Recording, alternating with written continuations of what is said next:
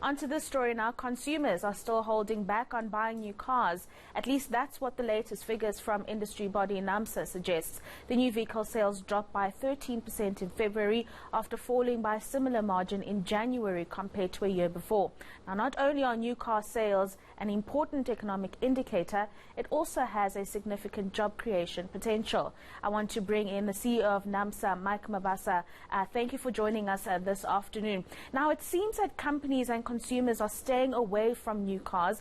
Why have we not seen a gradual uptick with the economy gradually getting back into the swing of things? Thank you very much, Rofhiwa, for having me. Remember, buying a car in South Africa is arguably the second most biggest investment that many of our people make in their investment decisions after buying, obviously, a property. And it's not an easy decision that people will obviously jump into. Under the current very difficult economic climate, we've seen obviously a slowdown and a lot of hesitancy from particularly individual buyers from going into those dealerships and finalizing those deals so that they can be able to acquire a new vehicle. So that is on the one hand. On the other hand, remember that we also have major customers like government and also rental companies. And those major customers have also not taken up opportunities to refleet and also to renew new vehicles into their market. So that has obviously had a huge impact in terms of new vehicle numbers that we've seen in the last 2 months. Right. Now, the automotive master plan is set for a launch, and obviously you're hoping for a better environment when that starts, because the goal here is to double the number of employed to about 240,000. And I'm just wondering if this is going to be achievable. Well, absolutely. We've set ourselves very ambitious targets, primarily because we really want to be able to turn the corner.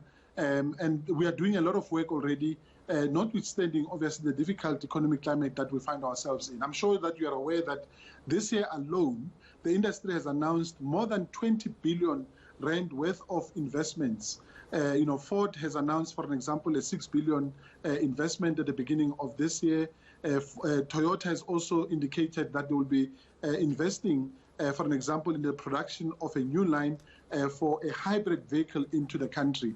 And we believe very strongly that many other manufacturers and also OEMs will be making similar announcements during the course of this year. So we are very committed to, not just make announcements, but certainly we're able to break ground as soon as possible so that we can really be able to see new jobs created, particularly in our bleeding economy that we have today. Right. Now, Michael, just based on what you said about the health of the consumer, businesses like rental companies and government not spending that much on vehicles anymore, and yet you are expecting a little bit of a lift-off in March. Why is that?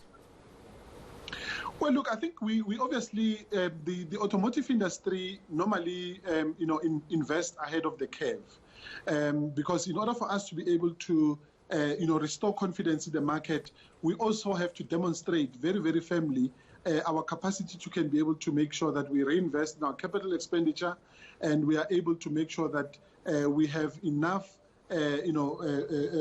ground to be able to push as hard as possible as we can. Because remember, we don't just sell vehicles for South Africans. We also export quite a huge amount of vehicles out of the country. 64% of what we are currently producing in South Africa is actually not sold in the country, but is going into 151 different markets around the world. And that is really a strong vote of confidence. And South Africa will have to continue to invest ahead of the curve so that we can really be able to make sure that we do not just service the South African economy, but certainly also other markets that are now depending on some of the vehicles that we're producing in South Africa.